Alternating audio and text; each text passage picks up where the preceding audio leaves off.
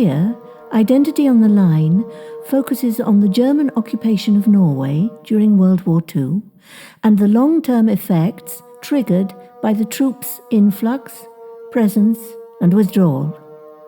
So the focus here is slightly different.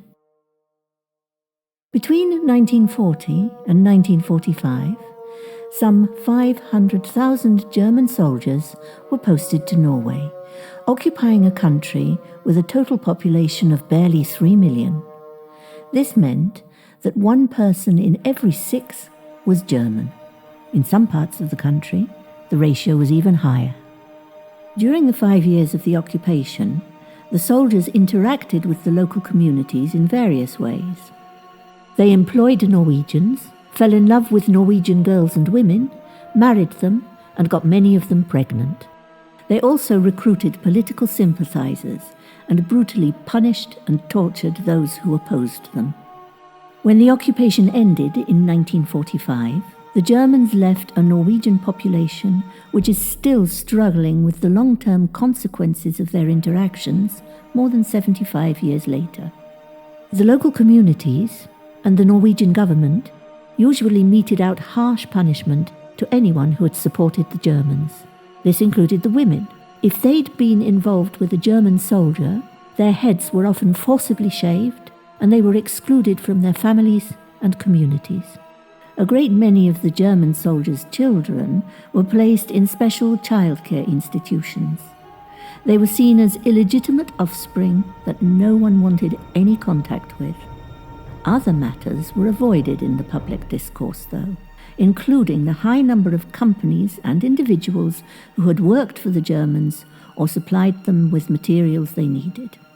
What happened during World War II still plays a part in shaping how people see themselves and their family's history and identity.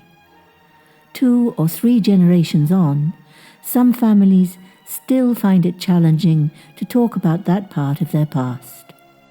Local communities played a crucial role in dispensing punishment and exclusion, or acceptance and support.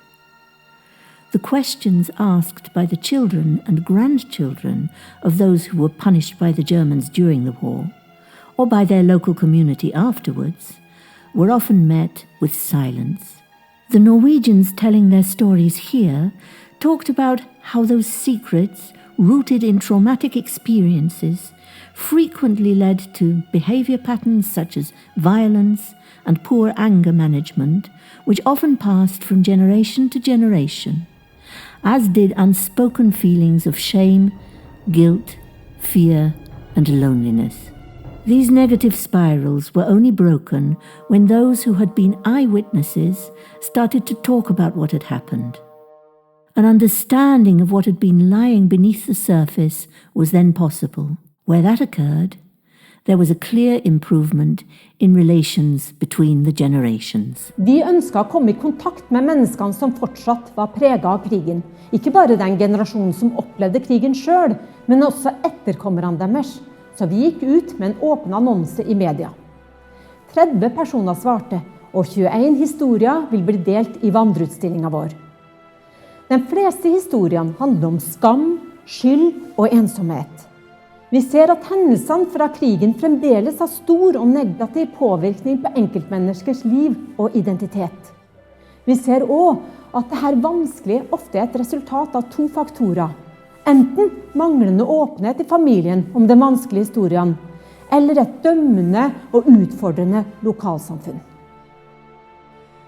Kontakten med informantene våre var sterk for oss og dem. Mye av det vi har fått høre har ikke blitt fortalt før, og mange historier var svært personlige og relatert til vonde følelser eller en leten etter egen identitet. Vi museumsansatte var både ydmyke med tanke på tilliten som har blitt vist oss og museer som institusjon, samtidig som vi har følt veldig på ansvaret vi har fått og hatt i samtalene. Det var synlig at flere informanter slet fortsatt med langtidskonsekvensene av krigen, og innblikket i denne delen av deres liv har berørt oss veldig. Igjen har vi fått bekreftet hvor viktig det er at vi som museumsprofesjonelle har fått opplæring i å snakke om så sensitive, personlige og til dels tabubelagte tema som krigen fortsatt berører, og at vi vet at samtalen kan trigge følelser i informantene som har vært gjemt lenge. I slike situasjoner er det viktig å ha andre profesjonelle i nærheten, som for eksempel psykologer. Vest-Agder Museum er et aktivt regionalt kulturhistorisk museum lengst sør i Norge. Museet består av 11 museumsavdelinger og 16 besøksmål som er åpne for publikum, og representerer samlet sett et bredt spekter av temaer, aktiviteter og museumssamlinger. Gjennom slagordet vårt «Vi forteller din historie» har Vest-Agder Museet arbeidet med sensitive, tabubelagte tema og personlige historier i snart 15 år.